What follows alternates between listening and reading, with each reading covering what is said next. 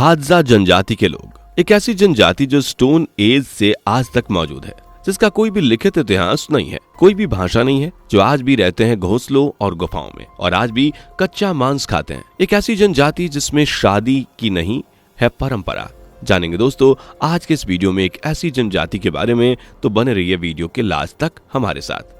दोस्तों जिस तरह से भारत में लोगों के बीच डाइवर्सिटी देखने को मिलती है और जिस तरह से भारत में बहुत सी जनजातियां आज भी मौजूद हैं, उसी तरह से दुनिया का एक देश और भी है जहां पर इसी तरह से बहुत सी जनजातियां मौजूद हैं।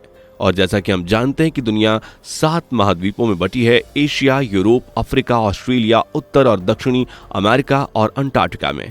तो दोस्तों जिस देश में जनजातियों के होने की हम बात कर रहे हैं वो देश अफ्रीका महाद्वीप ही है। जी हाँ, अफ्रीका महाद्वीप के देश तंजानिया में दुनिया की सबसे अनोखी और आदिम जनजातियां रहती हैं और आज भी बहुत सी जनजातियां रहती हैं, इसलिए इस देश को जनजातियों की मदरलैंड भी कहा जाता है। और तंजानिया की उन्हीं जनजातियों में से एक है पाषाण काल की एक शिकारी जनजाति हादजा, जो आज भी तंजानिया में रहती है और आज भी उसी तरह से रहती है जिस तरह से पाषाण काल में इंसान या कहिए आदि मानव रहा करते थे। रीति रिवाज और परंपराएं बता दें कि जिस तरह इस समुदाय का इतिहास पाषाण युग से जुड़ा हुआ है, उसी तरह से यहाँ की परंपराएं, रीति रिवाज और रहने का ढंग वगैरह भी सब कुछ आज भी उतना ही पुराना है जितना कि इस समुदाय का इतिहास।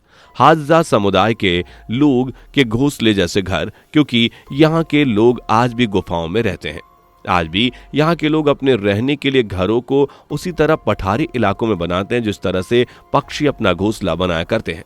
हाँ, फर्क सिर्फ इतना है कि पक्षी छोटे होते हैं तो वो छोटे छोटे तिनकों और घास वगैरह का यूज करते हैं, जबकि हादजा समुदाय के लोग पेड़ों की टहनियों और लाठी वगैरह का इस्तेमाल करके इनको बुनकर अपना झोपड़ा वगैरह बनाते हैं। हमने घोंसलों की ही मिसाल इसलिए दी क्योंकि दूर से अगर आप इस समुदाय के लोगों के घर देखेंगे तो आपको यही लगेगा कि शायद जमीन पर कोई बड़ा सा घोंसला पड़ा हुआ है, जैसा कि आप देख भी सकते हैं। पक्षियों जैसी बोली।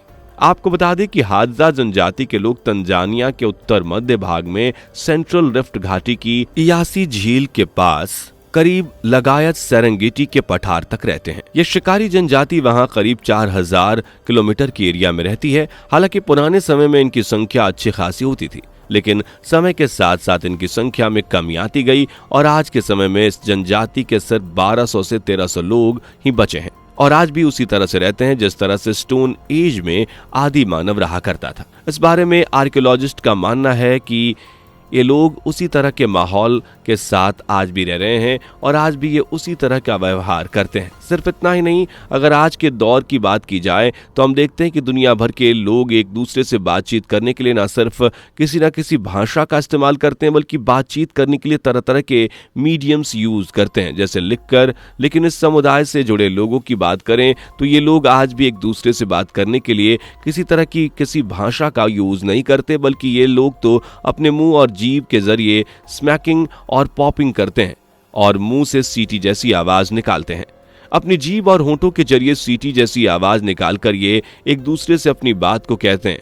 और जैसा कि हमने कहा कि ये लोग किसी भाषा का इस्तेमाल नहीं करते, इसका एक मतलब ये भी है कि जिस तरह से हम बोलना जानते हैं ये लोग उस तरह से बोलना भी नहीं जानते, और हम जिस तरह से कभी कभी लिखकर अपनी बात को जाहिर करते हैं उस तरह का तो कोई भी तरीका ये लोग इस्तेमाल नहीं करते। ये लोग पढ़ना लिखना भी नहीं जानते, सिर्फ अपने मुंह से सीटी जैसी आवाज निकालकर ये एक दूसरे के साथ अपनी बात को साझा करते हैं। बता दें कि इनके द्वारा निकाली जाने वाली सीटियों की आवाजें उसी तरह लगती हैं जिस तरह से अलग अलग तरह के पक्षी चहचहाते हैं या आवाजें निकालते हैं।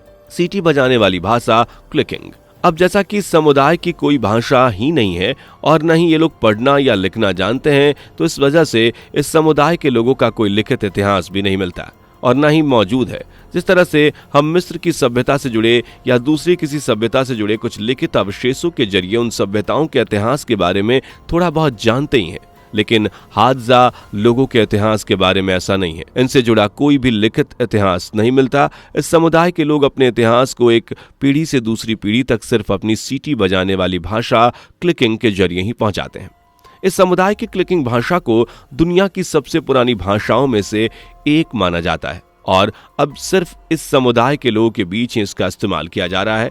इसके अलावा बता दें कि हादजा समुदाय के लोग किसी भी तरह के कैलेंडर वगैरह का इस्तेमाल नहीं करते, यहाँ तक कि घड़ी का इस्तेमाल भी नहीं। समुदाय के लोग आज भी सूर्य और चंद्रमा की गतिविधियों को देखकर अपने समय का हिसाब किताब रखते हैं। इस्तेमाल करते हैं धनुष और तीर। हम पहले ही बता चुके हैं कि हादजा एक शिकारी जनजाति है और इस जनजाति के लोग आज भी स्टोन एज में इस्तेमाल होने वाले तौर तरीकों के साथ रहते हैं। तो दोस्तों, आपको ये भी बता दें कि इनके तौर तरीके आज भी करीब 10,000 साल पुराने तरीकों की तरह ही हैं।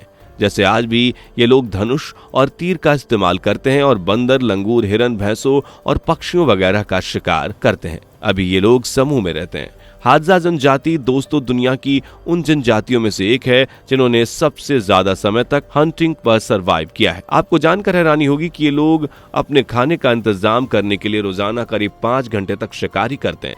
इसके बाद समुदाय के जवान पुरुष नशे में रहते हैं और अपना समय बिताते हैं।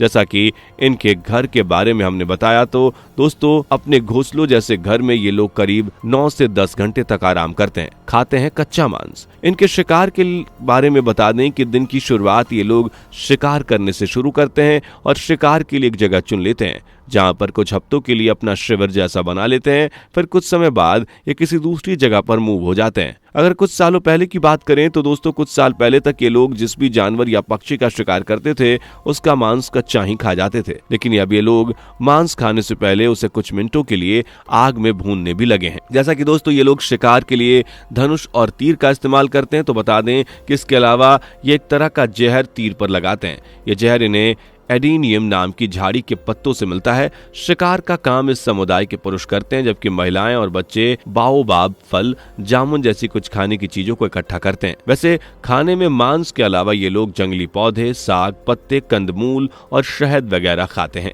लेकिन ये चीजें वो तब खाते हैं जब मौसम के हिसाब से जरूरत होती है या शिकार का जब इंतजाम नहीं हो पाता। दोस्तों इनके शहद इकट्ठा करने के तरीके के बारे में अगर आप जानेंगे तो आपको हैरानी होगी कि इसलिए ये लोग एक अफ्रीकी पक्षी की मदद लेते हैं जिसे हनी गाइड भी कहा जाता है, क्योंकि ये पक्षी मधुमक्खियों के छत्ते को खाता है। तो जब भी शहद चाहिए होता है तो हनी गाइड पक्षी को सीटी से इशारा किया जाता है, जिसके बाद ये पक्षी उस तरफ जाता है जहां बहुत सारे मधुमक्खियों के छत्ते मौजूद होते हैं। नहीं होती है शादी। दोस्तों जैसे पुराने समय में किसी समुदाय वगैरह का एक सरदार या लीडर टाइप से होता था, उस तरह का कोई भी सिस्टम इस जनजाति के लोगों के बीच नहीं होता।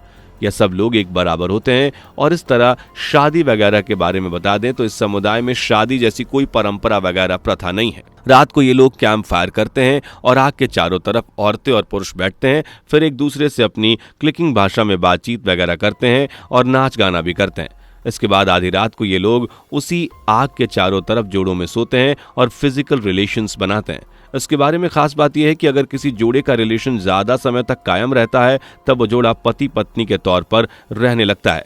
तो दोस्तों ये थी हादजा समुदाय से जुड़ी जानकारी। आपको ये वीडियो कैसा लगा हमें कमेंट करके जरूर बताइएगा। वीडियो पसंद आया हो तो वीडियो को लाइक और चैनल को सब्सक्राइब जरूर कर लीजिएगा। दोस्तों आपको स्क्रीन पर 2 और वीडियोस दिखाई दे रही हैं, जिसे देखने के लिए स्क्रीन पर क्लिक करें।